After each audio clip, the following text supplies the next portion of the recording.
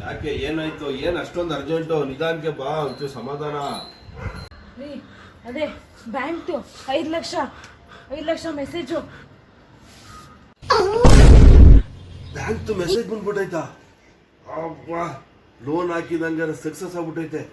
First ನೀನ್ ಸಮಾಧಾನ ತಗೋ, ನೀರ್ ತಗೋಬತ್ತೀನಿ. ಒಂದು ನೋಟ ಈಗ, 1 ನಿಮಿಷ ಕೂತ್ಕೋ ನೀನು.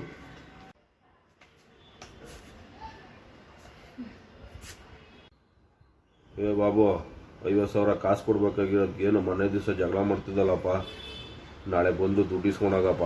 ಲೋನ್ ಆಗೈತೆ ನಮ್ದು. ಖಾತೆ ಪುರಾಣ ಎಲ್ಲ ಬೇಡ, ಬಂದು ದುಡ್ಡು ಇಸ್ಕೊಂಡೋಗಮ್ಮ. ಆಯ್ತು? ವೆಯ್ಟ್, ನೀನೇನು ಬೈಯಕ್ಕೆ ಹೋಗ್ಬೇಡ. ನಾಳೆ ಬಂದು ದುಡ್ಡು ಎತ್ಕೊಂಡೋಗಿ ಸೆಟ್ಲ್ಮೆಂಟ್ ಮಾಡ್ತೀನಿ. ಎಲ್ಲ ಕತೆ ಬೇಡ, ಬಂದು ದುಡ್ಡು ಎತ್ಕೊಂಡೋಗಮ್ಮ. ಮನೆ ಹತ್ರನೇ ಬನ್ನಿ.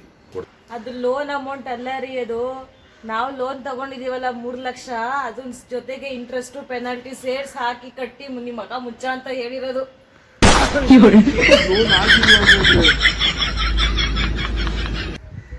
ಸಾಲದವ್ರಿಗೆಲ್ಲ ಫೋನ್ ಮಾಡ್ಬಿಟ್ಟಿದ್ದೀನಿ, ಅವಾಜ್ ಬೇರೆ ಹಾಕ್ಬಿಟ್ಟಿದ್ದೀನಿ. ಎಲ್ಲ ನನ್ನ ಮಕ್ಕಳು ಬೈಕು ಕಾರು ತಗೋಬರ್ತಾರೆ. ಈ ಟೈಮಲ್ಲಿ ಹಿಂಗೆ ಅಂದ್ಬಿಟ್ರೆ ಹೆಂಗೆ? ಗುಜ್ರಿ ನನ್ನ ಮಗ ಅಂತಾನ. ಈಗ ನಿಮ್ಮ ಅಮ್ಮನ ನೀನು ಯಾವ್ದೋ ಲಲಿತಾ ಹೆಣ್ಣು ಕಾಸು ಹಾಸ್ಕೊಂತೀನಿ ನಾನು. ಬಂದ್ರೆ ಗೌಡ್ರಿಲ್ಲ ಊರ್ಗ್ ಹೋಗ್ಬಿಟ್ಟವ್ರು, 1 ವಾರ ಆಗುತ್ತೆ ಬರೋದು ಅಂತ ಹೇಳಿ.